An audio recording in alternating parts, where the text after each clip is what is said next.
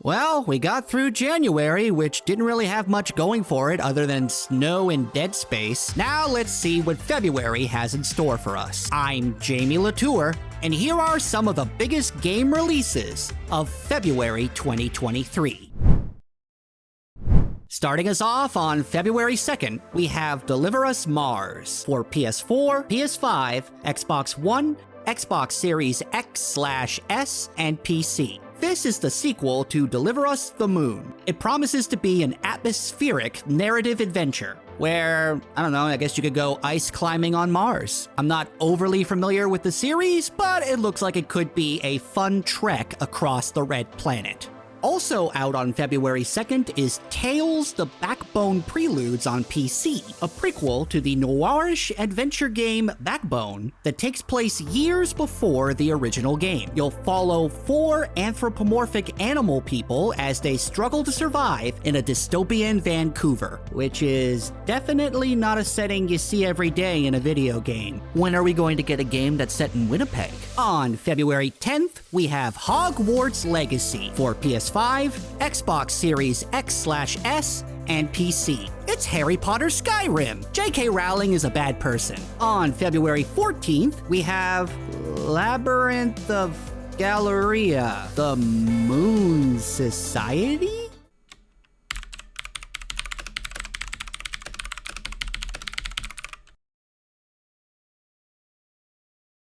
Oh, it's one of these. It's a dungeon-crawling RPG from the makers of the Disgaea franchise. That means a whole lot of numbers, anime people, and some surprising content warnings. That'll be out on PS4, PS5, Nintendo Switch, and PC.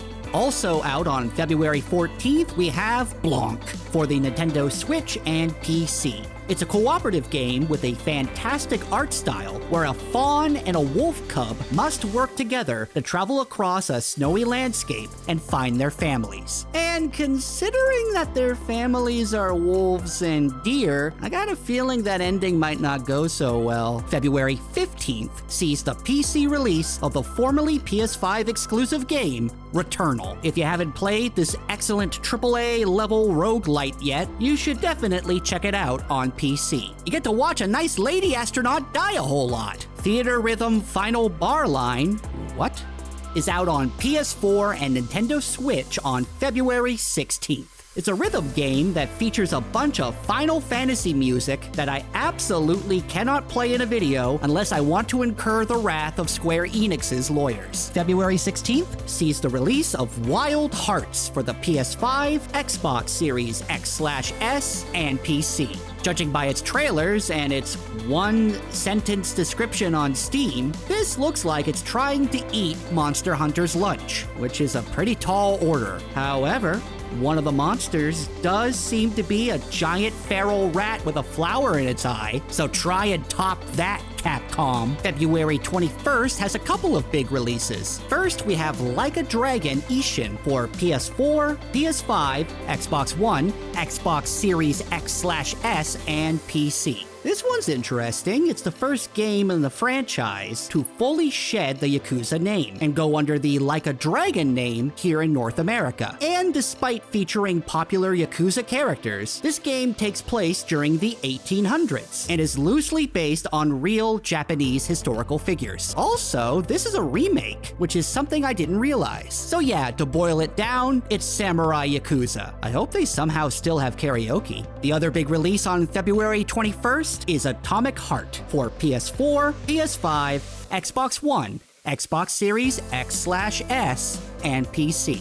It's a game that so far has been nothing but weird trailers that have showed off bizarre mutants and robots. It looks Bioshocky, which is why it has my attention, but there hasn't been a ton of gameplay footage for this, which makes me a little worried that it may wind up being more fun to look at than to play. But it's gonna be launching day one on Xbox Game Pass anyway, so I don't know, I'm still gonna play it. February 22nd is the launch of PSVR 2, and to go with it is a host of VR game releases, like Horizon Call of the Mountain, After the Fall, Tetris Effect Connected, and the VR version of Resident Evil Village. So at least you have something to play if you're gonna shell out roughly $600 for this thing. February 23rd, man, this is gonna be a busy week, sees the release of 2 strategy games, with Blood Bowl 3 for PS4, PS5, Xbox One, Xbox Series X/S, Nintendo Switch, and PC, and Company of Heroes 3, which is just out on the PC. That's gonna be a good day for clicking on stuff. However, if strategic clicking isn't your bag, the 23rd also sees the release of Sons of the Forest on PC. That's a sequel to The Forest, and it's a survival horror game with equal parts survival and horror. You can craft, you can go fishing, you can murder mutated forest people and impale their severed heads on pikes as a warning to your enemies. You know, a standard camping trip. February 24th has Octopath Traveler 2 for PS4, PS5, Nintendo Switch, and PC. The first Octopath Traveler was okay, but it always felt weird how the characters didn't interact with each other much. Like, if I'm going to help you avenge your father or whatever, the least you could do is ask me how my day is going. Also on February 24th is Kirby's Return to Dreamland Deluxe for the Nintendo Switch, which is a remake of the Wii game from 2011. I don't know much about this one, but they gave Kirby a mecha suit, so I'm sold. And the last game of February 24th is Kerbal Space Program 2, which comes out into early access on PC. If you like flinging little minion guys into space, this looks fun. Also, give the guy who made this trailer with the M83 song in it a raise. That damn thing gave me goosebumps. To end the month, we have a bunch of games coming out on February 28th. First, there's Scars Above for PS4, PS5, Xbox One, Xbox Series X/S, and PC. Mom, can we get Returnal? No, we have Returnal at home. Then we have Void Terrarium 2 for PS4 and Nintendo Switch. It's described as a caretaking dungeon RPG where you play as a robot trying to create a safe terrarium for the last living human who's got, like, crystals growing out of her head. This one's gonna be weird. And finally, we have the latest big expansion for Destiny 2, Lightfall, which launches on PS4, PS5, Xbox One, Xbox Series X/S, and PC. This promises to be the biggest expansion in Destiny 2 history that will dramatically change the game.